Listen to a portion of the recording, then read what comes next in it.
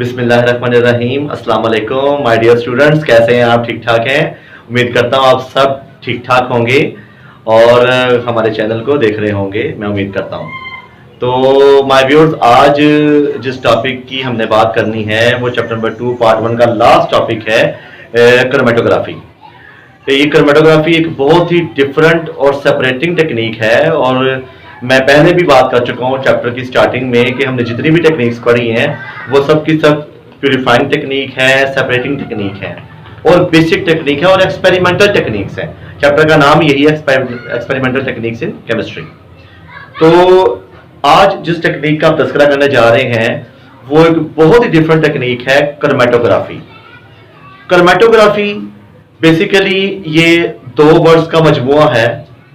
ये बयान भी किया हुआ मैंने कि अगर आप देखें कि ये किस नेम से ये निकली है, ये ग्रीक वर्ड है जी, क्रोमेटोस और ग्राफी। क्रोमेटोग्राफी से मिलके क्रोमेटोग्राफी की अगर पार्टीशन करें तो क्रोमेटोस से और ग्राफी तो ग्राफी ही है। तो ग्राफी का मतलब होता है राइटिंग, क्रोमेटोस का मतलब होता है कलर, मीन्स के कलर राइटिंग। इसका जो मतलब है, जो मीनिंग है क्रोमेटोग्राफी का, वो क्या है? Colour writing. अब कलर राइटिंग है तो सेपरेटिंग टेक्निक कैसे हो गई? मींस के हमें यहां पे एक मिक्सचर के अंदर छुपे एलिमेंट्स के कलर नजर आते हैं। जितने कलर नजर आएंगे इट मींस के उस मिक्सचर के अंदर उतने कंपोनेंट होंगे। मेरे पास अगर एक मिक्सचर है तो उसके अंदर अगर A B C D E component है तो वो मुझे नजर तो नहीं आ रहे, लेकिन अगर मैं उसको क्रोमेटोग्राफी के प्रोसेस से गुजारूंगा तो मुझे 5 कलर नजर आएंगे। तो इट मींस कि उसके अंदर 5 कंपोनेंट होंगे उस मिक्सचर के अंदर, कि वो सारे के सारे कंपोनेंट क्या हो गए? सेपरेट हो गए हैं। एक तो सेपरेट हो जाएगा और मुझे पता चलेगा कि नंबर ऑफ कंपोनेंट्स कितने हैं इसके अंदर। ठीक है जी। तो ये एक एनालिटिकल टेक्निक है। ये क्वांटिटेटिव और क्वालिटेटिव एनालिसिस में इसका बहुत बड़ा अहम किरदार है। जो यूजेस हमने एंड पर पढ़नी है वो मैं आपको यहीं पर पढ़ा दूंगा कि इसकी जो यूजेस हैं ये सेपरेशन, आइसोलेशन, प्यूरिफिकेशन के तौर पे काम आती है। आइसोलेशन अलग करना, प्यूरिफाई प्योर करना, और सेपरेट का मतलब भी अलग करना होता है। ठीक है ना, मिक्सचर्स के अंदर जो भी कंपोनेंट्स हैं। ठीक है, बाकी इसके क्वांटिटेटिव क्वालिटेटिव एनालिसिस में इसका बहुत बड़ा अहम किरदार है। ठीक है जी।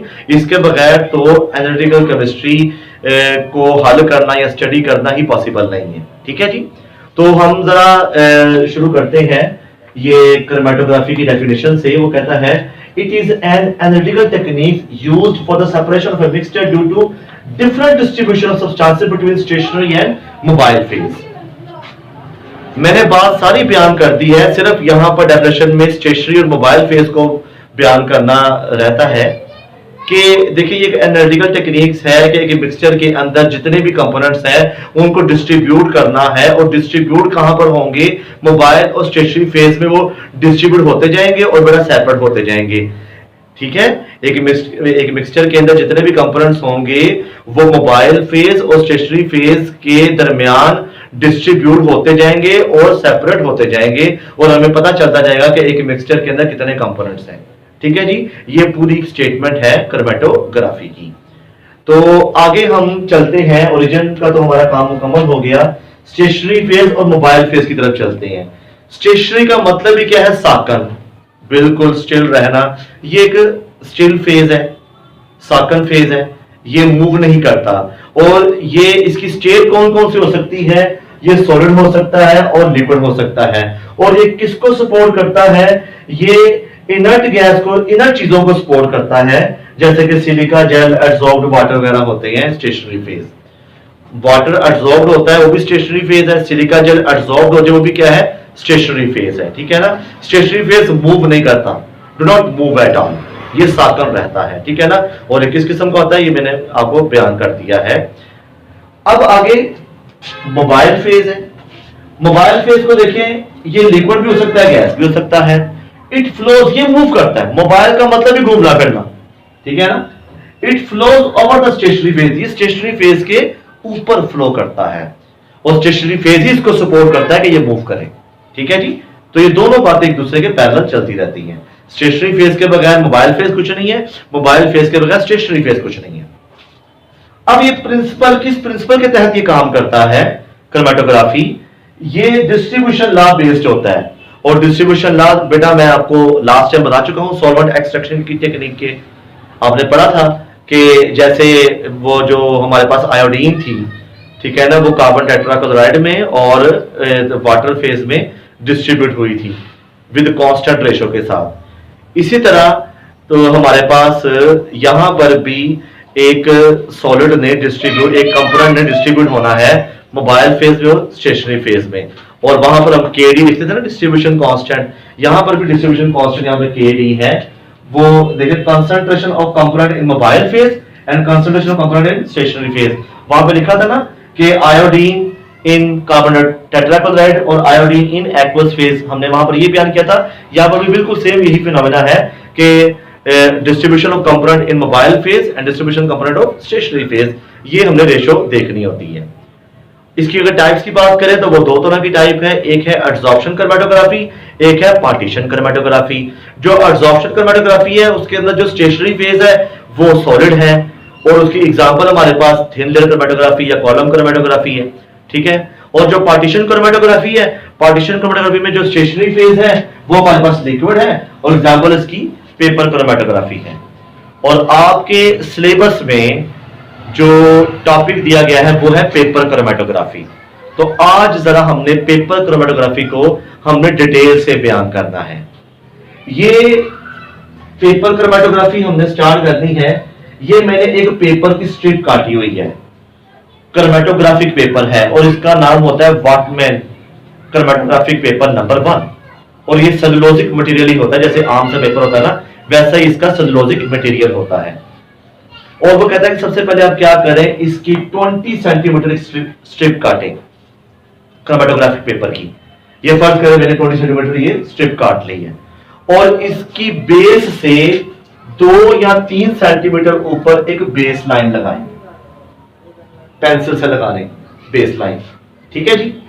और वहां पर आप सेपरेट कर सकते हैं, आपके सिलेबस में दिया हुआ है मिक्सचर ऑफ इंक्स को आप सेपरेट करें, ठीक है नहीं। अब फर्ज करें कि मेरे पास एक मिक्सचर है इंक्स का, मुझे नहीं पता इसमें कौन कौन सी इंक्स है, आई डोंट नो, ठीक है ना। ये मैंने यहां पर एक स्पॉट लगा दिया मिक्सचर ऑफ इंक्स का, ठीक है जी। और मैंने इसको डिप कर दिया एक क्रोमेटोग्राफिक जार के अंदर, जहां पर मैंने सॉल्वेंट लिया हुआ है। ये क्रोमेटोग्राफिक जार है मेरे पास, ठीक है जी, क्रोमेटोग्राफिक जार। इसको मैंने डिप कर दिया है एक सॉल्वेंट के अंदर, और इस तरह डिप करना है कि स्पॉट अंदर डिप ना हो रहा हो, स्पॉट से ऊपर तक आपने इसके स्पॉट से नीचे तक डिप करना, स्पॉट ऊपर हो ये सॉल्वेंट के लेवल से, ठीक है जी। अब आपका काम यहां पर खत्म हो गया, आपने इसको जरा अलो करना है कि ये जरा रेस्ट करने दें इसको। तो आप देखेंगे कि with the passage of time कि ये क्रोमेटोग्राफिक पेपर जो सा है ये वेट होना शुरू हो जाएगा, ठीक है। और साथ ही साथ ये स्पॉट में जितनी इंक्स होंगी वो भी राइज होनी शुरू हो जाएंगी, ठीक है। और आप देखेंगे कि जब आपका ये पेपर 3/4 अगर ये गीला हो जाए, वेट हो जाए, तो आप ये क्रोमेटोग्राफी को यहां से पेपर को आप निकाल लें बाहर।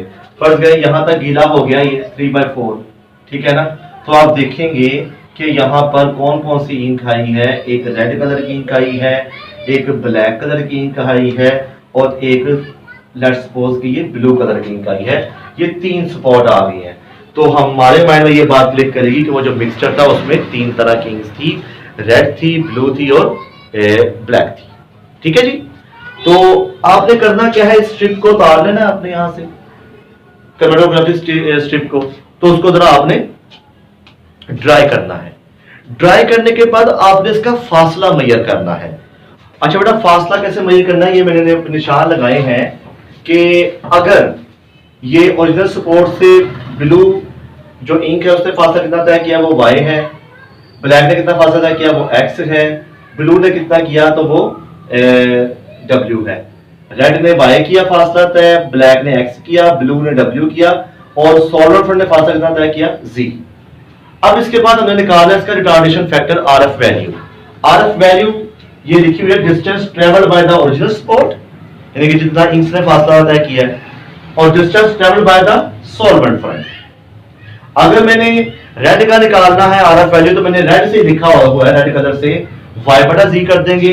y ने फासला तय किया, टोटल z पर डिवाइड कर देंगे। z क्या है, z सब में कॉमन रहेगा, z तो सॉल्वेंट फ्रंट है।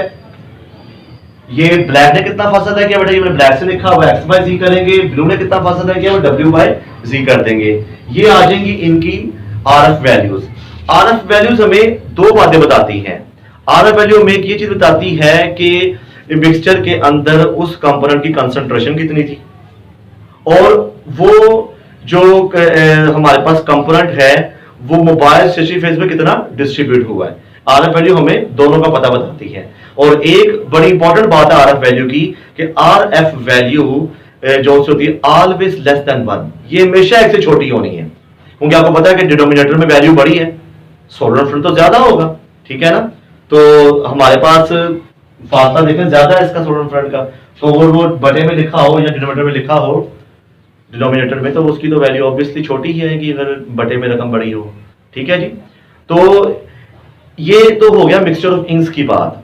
अगर हमारे पास एक ऐसी चीज भी होती है कि हमें कलर नजर नहीं आते, ऐसी क्रोमेटोग्राफी भी होती है, पेपर क्रोमेटोग्राफी, जिसमें हमें कलर नजर नहीं आते, ये आप प्रैक्टिकल भी परफॉर्म करेंगे, आपके सिलेबस का हिस्सा भी है जो इंटर के स्टूडेंट्स हैं, ठीक है। और इसी के साथ एक और प्रैक्टिकल का हिस्सा भी आपका होता है कि जिसमें आपको कलर नजर नहीं आते और हम फिर कोई विजुअलाइजिंग एजेंट यूज करते हैं टू डिस्प्ले द कलर, कि कलर हमें डिस्प्ले हो जाए।